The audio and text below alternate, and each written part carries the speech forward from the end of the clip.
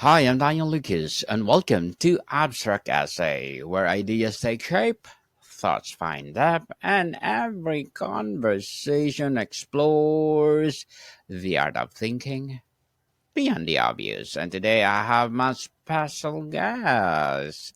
She's empathy and leadership expert, TEDx speaker, and of course, international too. And best-selling author as well, no other than Dr. Melissa Robinson-Winemiller. Hi, Daniel. Thank you so much for having me. I'm so excited to be here with you. Welcome on Abstract Essay, Dr. Melissa. And can you please introduce more about yourself that I miss? Sure.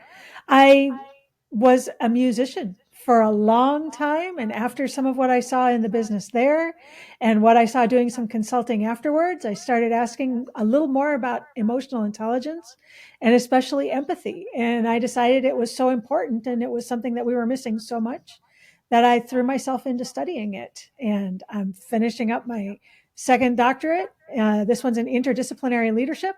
And that's what spurred me to write the book and do my TEDx and do everything that I'm doing around empathy now.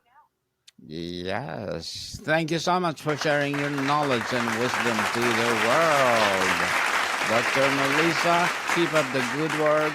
Let's do empathic wisdom to the world. Let's talk Yeah. about the process or writing process and research of this book of yours, The Empathic Leaders.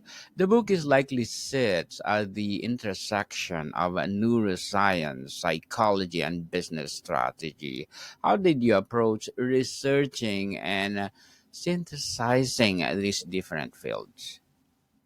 That's a great question because you're absolutely right. I mean, just empathy does biology, neurobiology, psychology, philosophy, and it's something that we really haven't had around as a thing, empathy as we know it for that long, maybe only about 120 years. So it meant that when I started digging into the research on this, I had to dig into all those different fields to kind of get a feel for, how empathy can be approached in business. And is it something that we can learn? Is it something that can be skill based? Um, the research, there was a lot of research. It was actually fun, but there's like 10 or 12 pages worth of references in the back of the book. So there's a lot in there. Were there any surprising studies or data points you uncovered that fundamentally strengthened your thesis about empathy? Absolutely. Because one of the main things that I talk about is how we don't really integrate it into business and into organizations like we should. And there were two studies that were put out there, like in 2000, and then the second one was 7 years later. And what they did is they went into these MBA programs and they ranked what the students saw as skills. And it could be, accounting, it could be emotional intelligence, it could be empathy, it could be, there was 10 of them. And in both studies, empathy ended up dead last, which strengthened my thesis that this just isn't understood and used within business and appreciated for everything that it can do. Definitely. So, how do you balance using quantitative data with qualitative stories and case studies? Also, a great question, because one of my masters is in data statistics. So I tend to lean towards the quantitative side. Um, I think with something like empathy, it's really important to show that there are numbers that can back up what it can bring to an organization, specifically in terms of profit, productivity, and innovation. But I spend a lot of time with stories in my book as well. I start each chapter with a narrative, a story that goes all the way throughout the book, because I think it's important for the readers to understand the quality of what a lack of empathy can do to people, what it can do to leadership, what it does to the organization. That's the thing. It doesn't just hurt employees. It hurts the organization as well as the leader, usually. So, I think there's a definitely blend of those two things just because when you're teaching, you want to try and teach in as many different ways as possible because people learn in different ways. So I've really worked to try and blend that in this book. Dr. Melissa, did you interview current leaders for the book? If so, what is the most common aha moment they had about integrating empathy into their lifestyle? So there are stories from current leaders and people doing what they're doing in the book. I wouldn't call it an interview necessarily, but I did use their stories with their permission. And I think the biggest aha moment for all of them was just that empathy does have a place in business and that empathy is not all about feeling, that there is a cognitive component to this that we can use. And that's really important to be able to make these businesses run. On the writing and structuring process of the book, how did you structure the book for the first convince a skeptical, data driven leader of empathy's value and then show them how to actually practice it? So the way the book is structured, there's 10 chapters, but it's split overall into three parts. So in each part, I talk about what empathy is, how to use it, and how to take it into the future. So with each section, I'm able to break it apart and say, this is what empathy is. This is the data that backs up how important it is. These are the studies that if you want to go and look them up, they're all in the back. So all of it's there. And to see how the data does back this up, that using empathy in an organization does increase productivity by 86%, increases innovation by 85%, and profit by 84%, according to Ernst and Young. I mean, that's a big four consultancy. This isn't my opinion. This is the numbers that are out there. So I was very careful to make sure that I was using resources that back up what I have to say, that it's not just what I think, it's what the research shows. Miss Melissa, what is the most challenging chapter to write and why? Was it making a financial case, explaining the neuroscience, or obtaining practical tools? Yeah. That's in chapter 2, being able to actually explain what empathy is and what it isn't, and then how it applies to organizations. Because we have a lot of myths out there about what empathy is. A lot of people think it's only about feeling, and it's not. It's much, much, much bigger than that. So being able to take that and actually distill it into one chapter, but do it in a way that still backs up its importance was it took a lot of rewriting and rewriting. And of course, you succeeded it, Dr. Melissa, for sure. How did you ensure the book itself was a practical tool rather than just theoretical argument? Did you consciously design exercise or framework for the readers to use?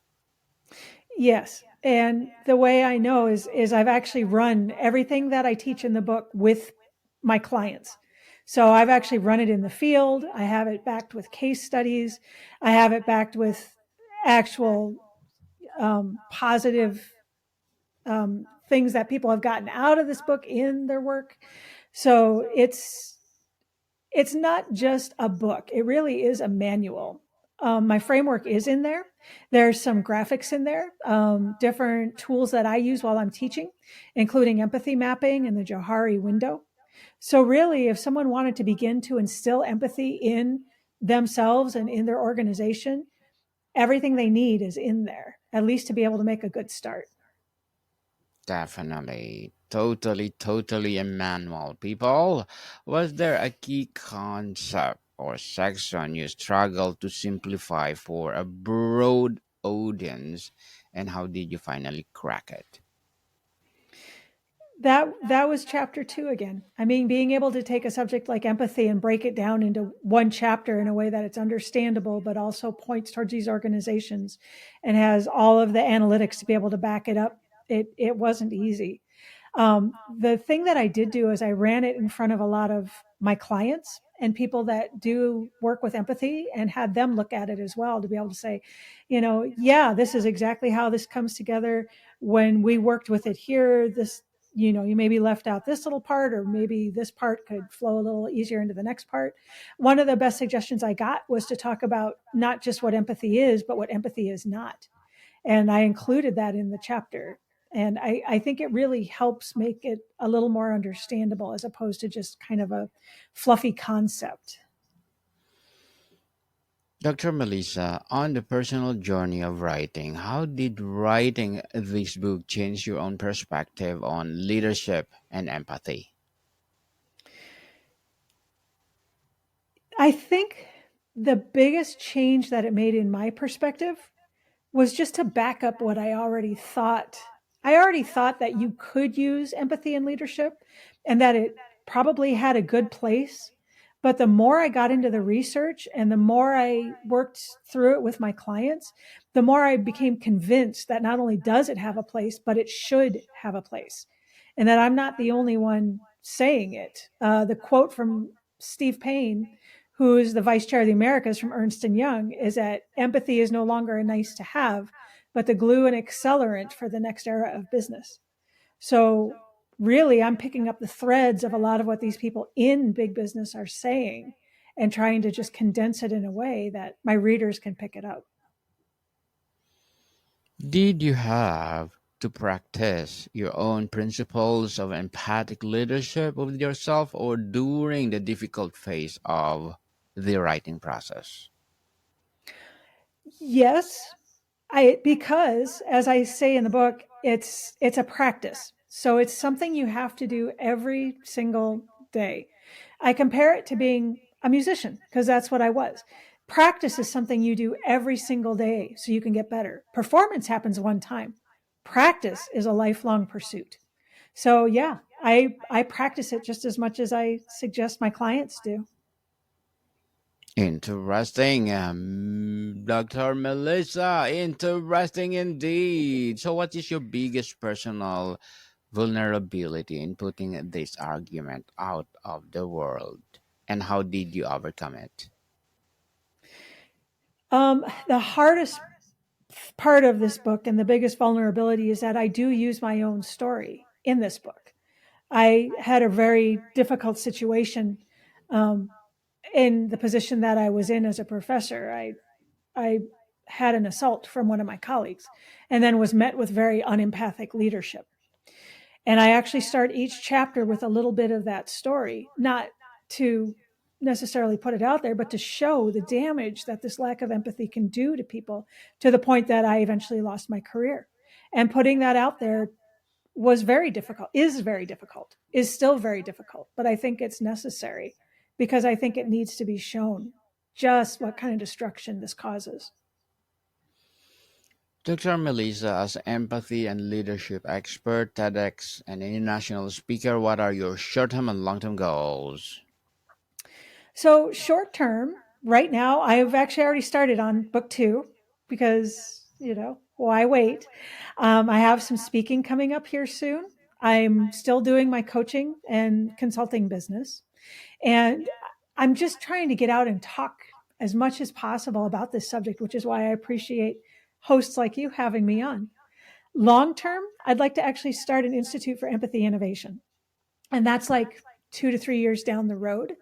But I think it would be a way to actually take my methodology and framework, be able to get it out farther into more people, and really create something that's more than just a book or a business and really create a movement. Good luck to your goals, Dr. Melissa, and Thank you. looking forward for more success. I like that institution. Please pursue it. Let's help people all over the world and through your empathic wisdom. And what would be your piece of advice for those people out there who want to be like you? If you have something to say, if you feel you have something important that you need to get out there, do it. Don't let anybody stop you, and be very stubborn about it, because there will be people who will tell you that you shouldn't, or why are you wasting your time, or nobody's going to believe this, or whatever. And don't believe them. Be stubborn.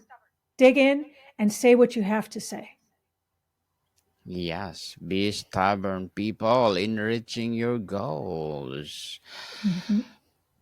Dr. Melissa, let's talk about the on application and impact of the book. What is the simplest, most immediate action a leader can take tomorrow to start becoming a more empathic leader? So I spend time in the book talking about self empathy and being able to, because empathy is not feeling. Empathy is really about understanding and connection. And a lot of these leaders are very high self actualized, very highly motivated, very ambitious. And because of that, they kind of lose touch with themselves. They're the ones that are probably going to work the hardest and are going to push themselves over the edge into burnout, into addictions, into family issues. And through all of this, they do lose that contact, that understanding with themselves. So the best thing as a leader that you can do is to actually start with yourself. And you do that by starting with self-reflection, being able to look inward and understand where these bits and pieces are that maybe aren't always that pretty. Turn that into self-awareness where you turn it outwards and see how you impact your world around you. And then allowing that to become self-empathy where you have connection and understanding with yourself. And as such, you're able to be critical with what's going on without judgment. Once you can show yourself empathy, you can start to show others empathy. Dr. Melissa, how does an empathic leader handle difficult situations like layoff, poor performance reviews, or missed deadlines without sacrificing accountability? Because we're dealing with businesses, they have to make money. That's the point. And as a leader, sometimes you have to make hard decisions. Having empathy does not mean you don't have boundaries. So if you have an employee that you have to give a bad review to, or there are layoffs happening, but it's what has to happen with this organization or it's going to fold, you are actually showing empathy because you're keeping this business afloat. If this business doesn't stay afloat, then there's no business, then a lot of people suffer. The thing is you still can approach these hard situations with empathy. If I have to give a bad performance review to one of my employees, I'm giving them what they need to grow and to do better and to be better. It's not that I'm trying to knock them down. It's not that I'm trying to put them in a bad situation. It's that I want to see them be the best that they want to be. By holding those bad reviews back, I'm actually doing them a disservice because I'm not allowing them to grow into who they can be. And it says that I'm assuming that they can't handle it. And that's really unfair. If I approach this with empathy, understanding, connection, and say, let's make a better situation for you, and it will also make a better situation for the company. Now I can approach this with empathy, but still get the business done that needs to get done. One common pushback is that empathy takes too much time. How do you respond to the leader who says, I don't have time to be empathic, who have a business to run? Well, then you don't have time to make more profit. You don't have time to have better productivity or better innovation because the studies show over and over that actually having empathy enhances the organization, both internally and externally. So if you don't have time to actually put that work into the business, then what are you spending your time doing? Because maybe we need to reassess where the priorities maybe should be. Very well said, Dr. Melissa. Beautifully articulated. Can empathy be scaled in a large organizations, or is it solely the domain of individual leader to team member relationships?